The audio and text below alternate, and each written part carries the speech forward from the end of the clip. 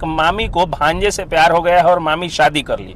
भांजे की उम्र बताई जा रही है महज 12 वर्ष और मामी जो है वो 32 वर्ष की हैं कि ये एक तरह से अश्लीलता है। Prevention of child sexual offences यानी पोक्सो एक्ट के तहत अगर महिला भी किसी नाबालिग बच्चे के साथ में अगर शारीरिक संबंध बनाती है, बैड टच करती है, उसके जो है किसी ऐसे पार्ट को छूती है, वो पोर्नोग्राफी दिखाती है, उसको गलत करने के लिए या शारीरिक संबंध बनाने के लिए उकसाती है, जो भी सेक्सुअलिटी के अंतर्गत आता है, सास की अगर इज्जत नहीं कर रही है तो उसके खिलाफ भी बोल करके एक लड़की वायरल हुई है। एक रंजिता नाम की लड़की रो करके गीत गा करके, चेहरा भी बहुत सुंदर नहीं है, गरीब है, लेकिन वो भी वायरल हो गई है। प्रिया सोहानी।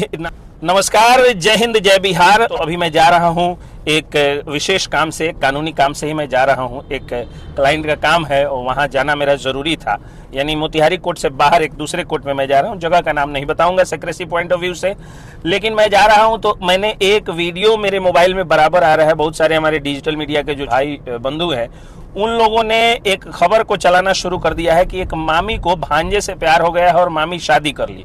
भांजे की उम्र बताई जा रही है महज 12 वर्ष और मामी जो है वो 32 वर्ष की हैं।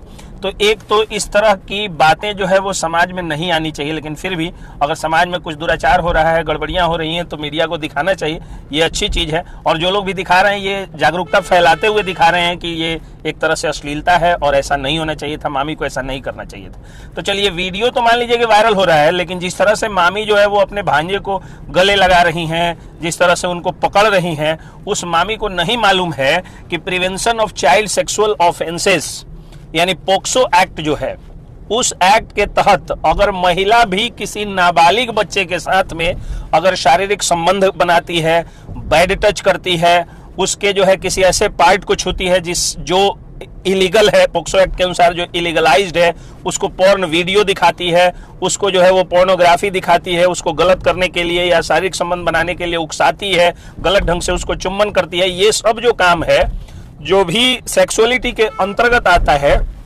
तो वो पोक्सो एक्ट के तहत एक क्राइम होता है।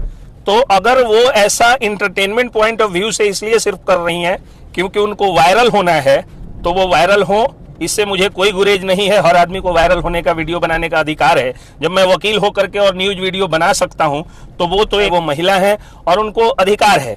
लेकिन वायरल होने के लिए आप अगर पोक्सो एक्ट का उल्लंघन कर रहे हैं तो ये गलत है। और अगर ये एक सिर्फ नाटक है, अगर ये सिर्फ वीडियो बनाने के लिए अभिनय है, तो उनको व्याप्त एक डिस्क्लेमर डालना चाहिए और डिस्क्लेमर डाल करके मीडिया बाइट्स देते हुए सब में कहना चाहिए शुरू में ही कि ये सिर्फ इंटरटेनमेंट के लिए है, ये सिर्फ मनोरंजन के लिए है, इसको लोग अन्यथा नहीं ले। अगर ऐसा वो नहीं करती हैं तो अगर आपको लगता है कि हाँ भांजे या उसके परिवार वाले लोग केस नहीं कर रहे हैं तब तक पोक्सो नहीं लगेगा, तो ये भी आप गलत सोच रहे हैं। क्योंकि सुओ मोटो कॉग्निजेंस जो होता है यानी स्वतः संज्ञान, वो भी अदालत ले सकती है, कोर्ट ले सकती है और उसके बाद तो फिर जो है वो मामी नहीं बचेंगी।